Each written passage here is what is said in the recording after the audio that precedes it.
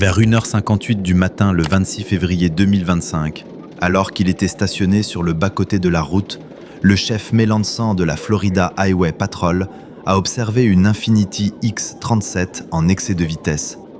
L'agent a fait signe au conducteur de se ranger, mais celui-ci a ignoré l'ordre et a pris la fuite, entraînant les forces de l'ordre dans une poursuite à grande vitesse. La poursuite s'est rapidement intensifiée, avec des vitesses dépassant les 140 000 par heure et atteignant par moment 151 000 par heure. Les agents semblaient seulement capables de suivre le véhicule du suspect à distance.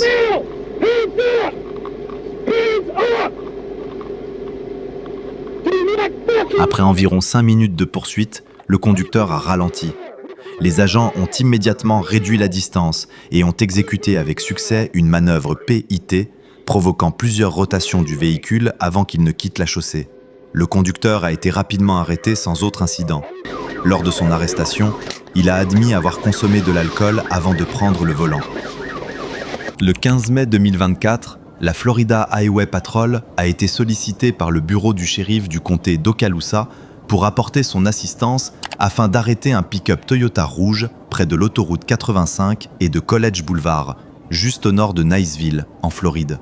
Alors que la poursuite se poursuivait vers le nord sur l'autoroute 85, les troopers ont pris le relais de la chasse près de l'intersection de la State Road 123.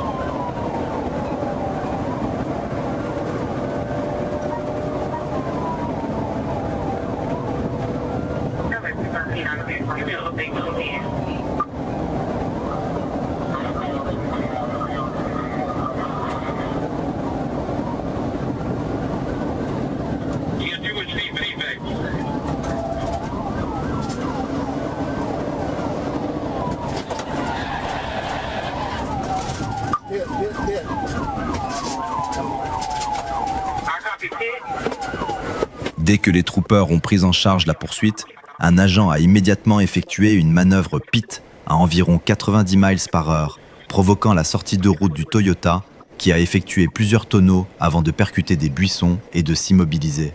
Le conducteur a été arrêté peu après, sans autre incident.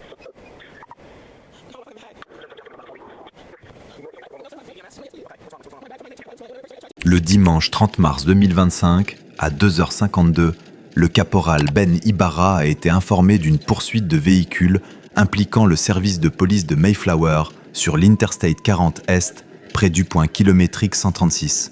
La poursuite concernait une Ford Taurus 2011 noire aux vitres teintées, volée, immatriculée en Arkansas sous la plaque AXS76J, circulant à grande vitesse. Le caporal Ibarra, qui terminait une intervention distincte près du point kilométrique 142, a rattrapé le véhicule suspect sur l'Interstate 430 Sud, juste au nord de la sortie Cantrell.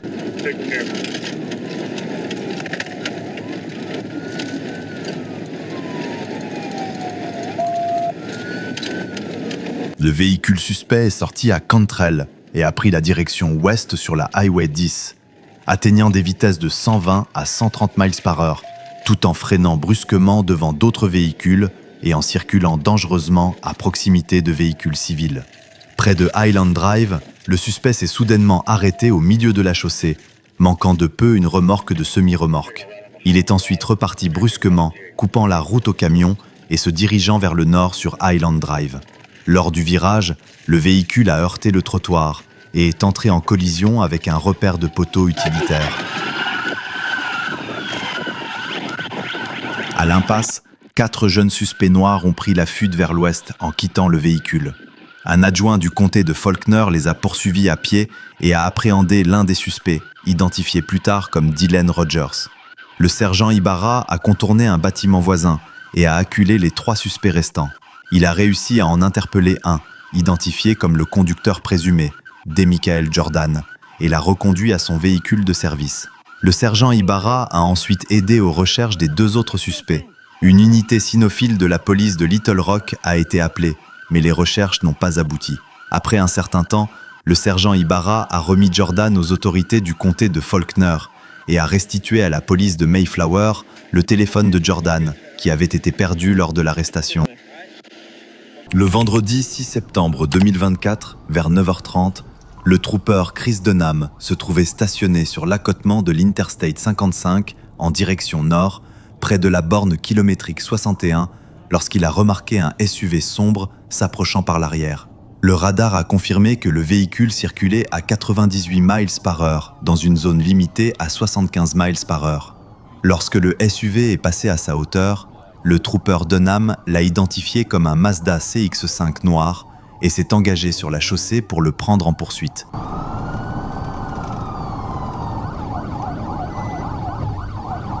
Le Mazda a d'abord ralenti, puis a de nouveau accéléré jusqu'à environ 91 miles par heure.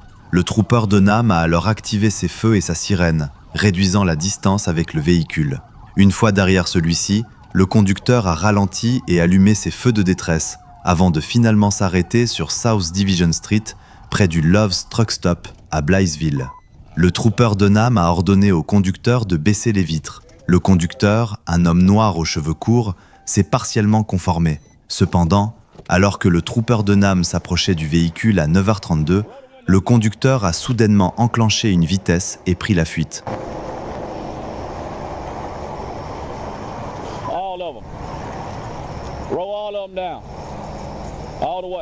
Le lieutenant Marshall Foster de la police de Blytheville est arrivé sur les lieux et a rejoint la poursuite. Le conducteur a continué vers le nord sur South Division avant d'effectuer un virage illégal pour s'engager sur l'Interstate 55, circulant vers le nord dans les voies en sens inverse. Le véhicule a atteint des vitesses supérieures à 115 miles par heure, roulant sur la bande d'arrêt d'urgence et se faufilant dans une circulation dense en violation de nombreuses règles de circulation et en mettant gravement en danger la sécurité publique.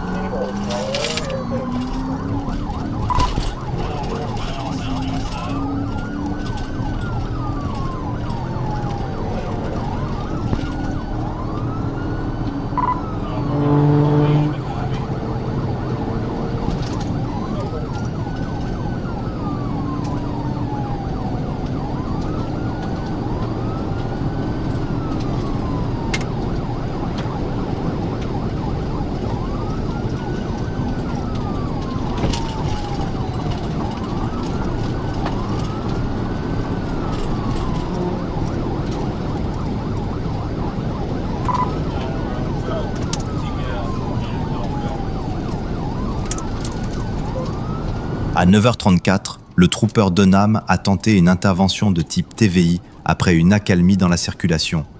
Le suspect a donné un coup de volant pour bloquer la manœuvre, mais le trooper Dunham a réussi à utiliser le pare-choc PIT de son véhicule, provoquant la rotation du véhicule du suspect dans un fossé où il s'est écrasé. Le trooper Dunham et le lieutenant Foster ont fouillé le véhicule, mais n'y ont trouvé aucun conducteur.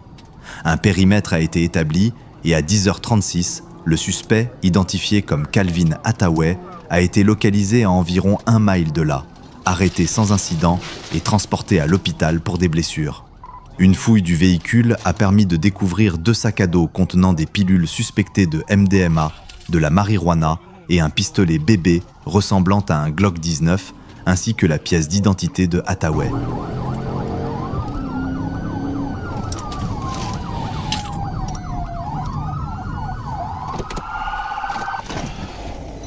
Vers 15h20 le 26 août 2024, le trooper Jeremy Elliott a arrêté un van Chevrolet blanc à l'intersection de la Highway 109 et de la Highway 309. Le contrôle a été effectué après avoir appris que le conducteur, David Lewis, avait un permis de conduire suspendu.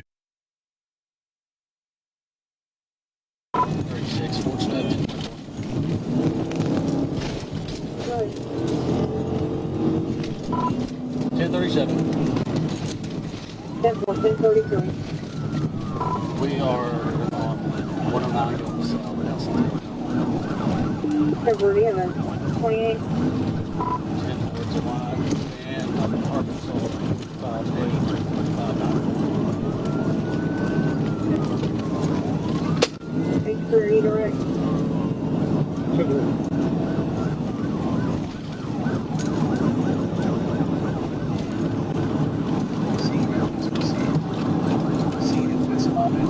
First to myself, I believe it, the driver's going to be in David.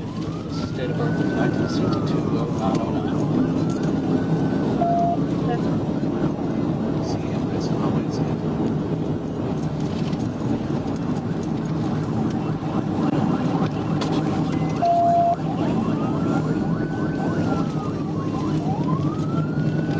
Lorsque le trooper Elliott a activé ses feux, le conducteur David Lewis a fait un geste obscène par la fenêtre et a pris la fuite vers le sud sur la Highway 109.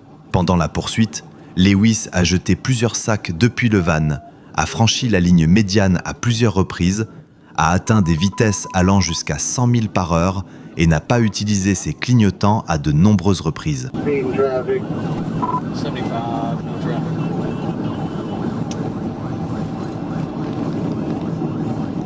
Step 1475, no traffic. Still South Johnny's number 7.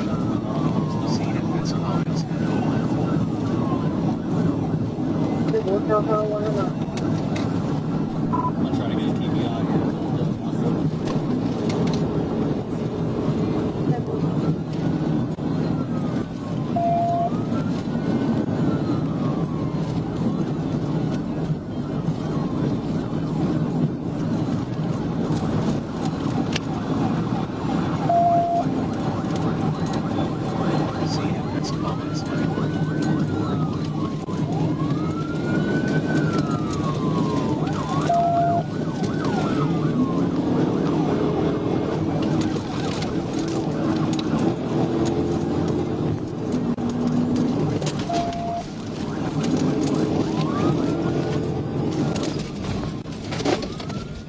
Le trooper Elliott a tenté une manœuvre de TVI pendant la poursuite, mais Lewis a brusquement freiné, provoquant le dépassement du véhicule par le trooper. Lewis a ensuite accéléré et dépassé la voiture de patrouille. Une seconde tentative de TVI a été effectuée, avec un contact sur le pare-choc arrière côté conducteur, mais Lewis a repris le contrôle de son véhicule et a continué sa fuite vers le sud sur la Highway 109.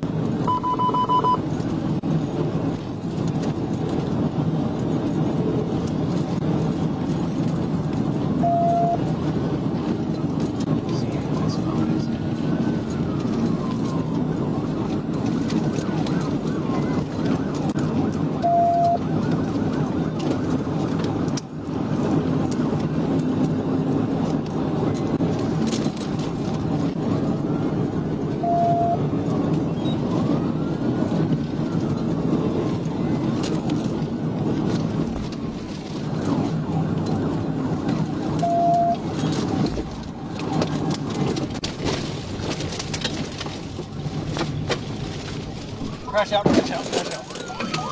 Step 1,009.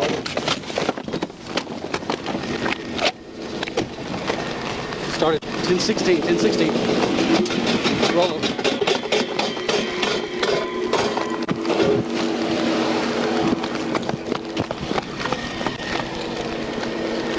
Hi!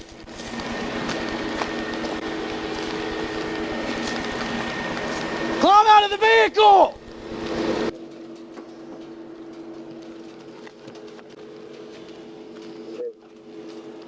Lewis a tenté de tourner vers l'ouest sur Cox Valley Road, mais a perdu le contrôle, envoyant le van dans un fossé où il s'est renversé sur le flanc passager. Lorsque le trooper Elliott s'est engagé sur le chemin de terre à sa suite, il n'a pas pu s'arrêter à temps et a percuté l'arrière du véhicule retourné. Une interpellation pour crime majeur a été effectuée et Lewis a été placé en garde à vue sans autre incident. Aucun objet de contrebande ni aucune preuve n'ont été découverts à l'intérieur du véhicule.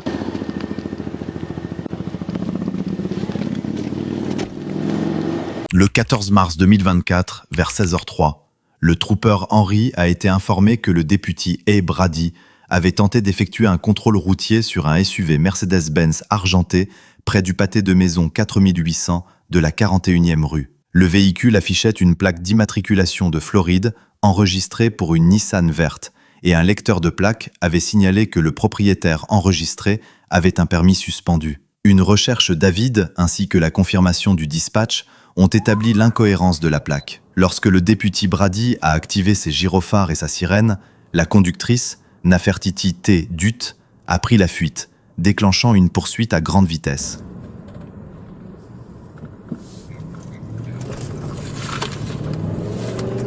Vehicles fleeing. We're going to be north on 49th Ave.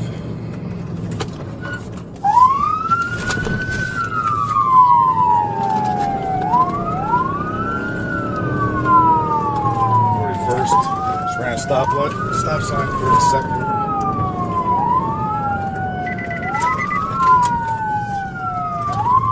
th Ave, southbound, back to 41st.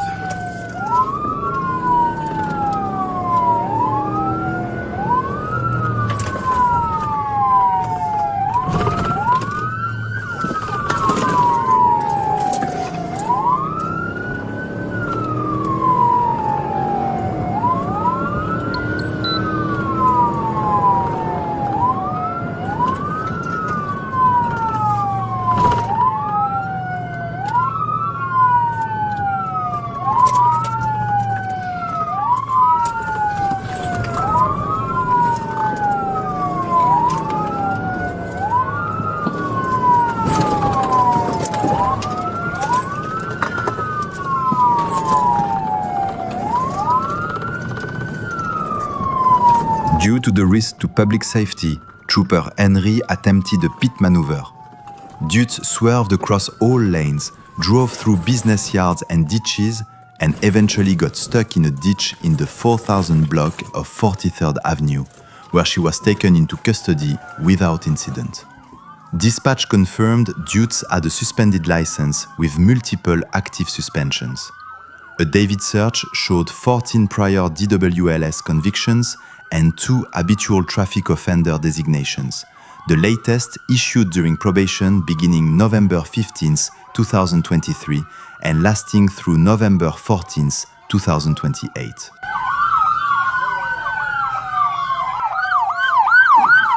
Come on. Check up.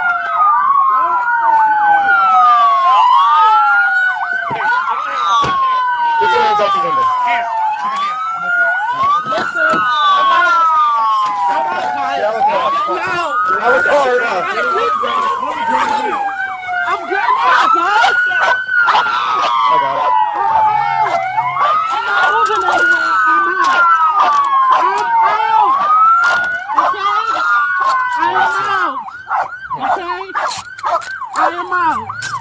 Can I get my glasses? They fell off my face.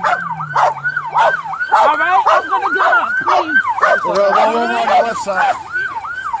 Put your feet underneath you. All right, all right. Sit up.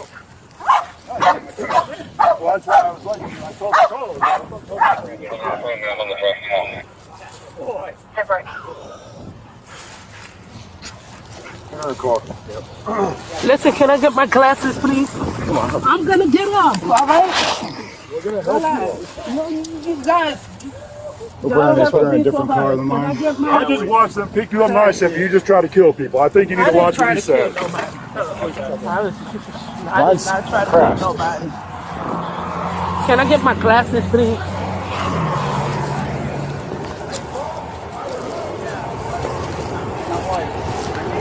Can I get my glasses, please? I can't see. They have your glasses.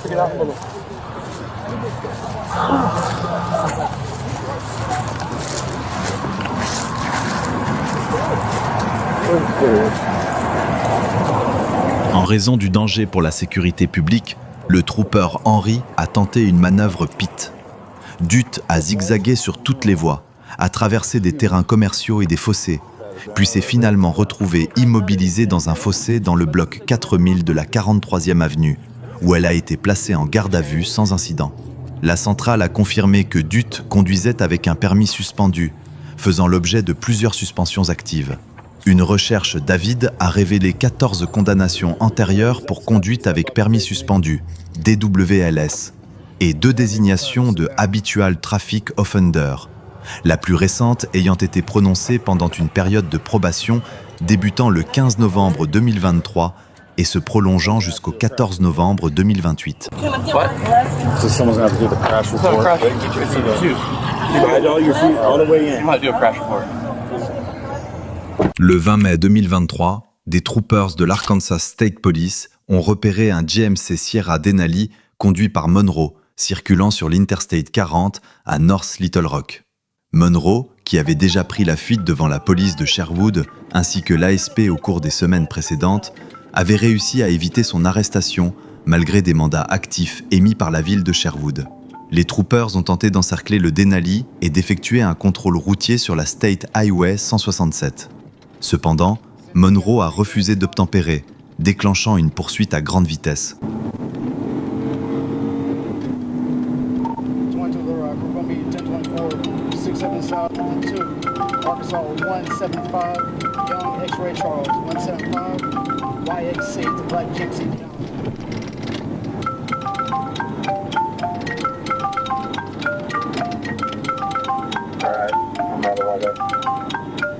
No, that's a male right there. That's a male.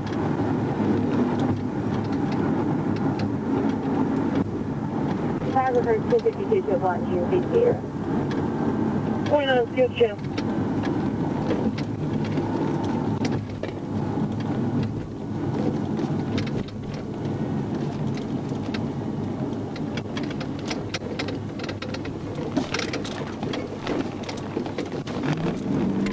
I think she said correct.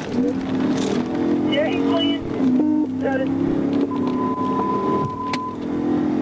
Clear out volume, put his mouth in the Adam 22, Adam 29, put his mouth on it. 2, trying to catch up to a black GMC with a 28 player, 175, on the exit front. Information, you ran my vehicle. Ruby 67 south at 13.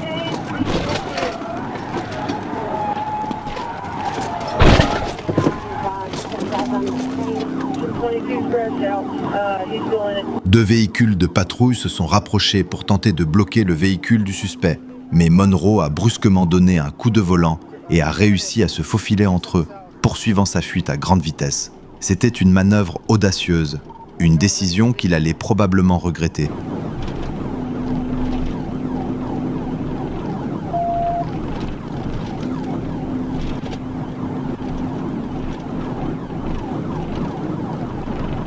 Coming up to 6th Street, you got medium to heavy traffic, speeds 80 miles an hour.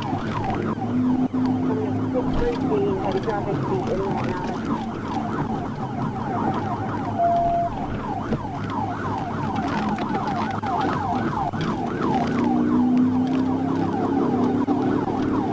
Staying 30 west past 630. 30 west, 630, 85, medium light traffic. Staying 30 west past 630, speed traffic, 85 miles an hour. And on the road, let's see what the other agencies, what do you say provide? We're past public service now, we'll be past 58 feet.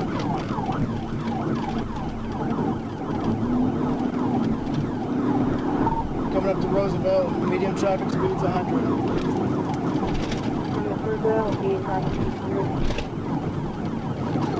Monroe a continué de fuir à des vitesses dangereusement élevées, maintenant entre 120 et 130 miles par heure, même lorsque la circulation devenait plus dense autour de lui. Il zigzaguait de manière imprudente entre les véhicules, changeant de voie sans cesse dans une tentative désespérée d'échapper aux forces de l'ordre. Ces actions représentaient une menace grave non seulement pour le public, mais aussi pour sa propre sécurité.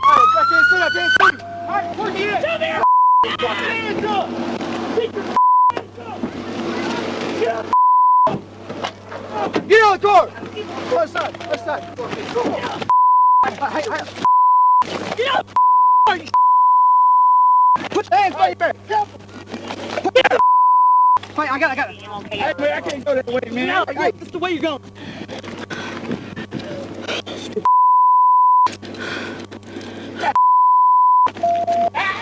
Give me your hand! Push my arm around, dog! Shit! Ah, right here. We're good. Get up. Get your ass up. Ah, damn, my leg broke. My leg broke, bro. Get up. My leg is broke. Get up.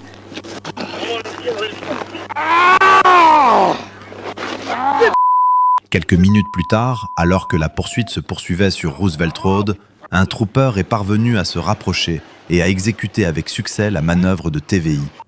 L'impact a été extrêmement violent, au point que le véhicule de patrouille a failli se retourner. Le véhicule de Monroe a dévié de sa trajectoire, s'est écrasé contre le mur d'une maison voisine et s'est immobilisé. Les troopers ont rapidement sécurisé les lieux et placé Monroe en état d'arrestation sans autre incident. Hey. 22 to the right, 10-16. 2 to the left. Anybody else running? Hey, just one car on the road. What do you say? What did you say? Hey, you're gonna get in the car. You're gonna get in the car. Fine, we'll drag you. La fouille du véhicule de Monroe a permis de découvrir une importante quantité de stupéfiants, plus de 300 grammes de méthamphétamine, 109 grammes de fentanyl, ainsi que de la cocaïne, de la marijuana et de l'oxycodone. Les agents ont également trouvé un coffre-fort contenant un revolver Taurus Judge de calibre 45 chargé, d'autres substances contrôlées, de l'argent liquide et divers accessoires liés au trafic de drogue. Le mercredi 23 octobre 2024, Monroe a été condamné à 17 ans et demi de prison fédérale par le juge de district américain Brian Miller. Il a été reconnu coupable de plusieurs chefs d'accusation, notamment possession de fentanyl et de méthamphétamine avec intention de distribution, possession d'une arme à feu par un criminel condamné et possession d'une arme à feu en lien avec le trafic de stupéfiants.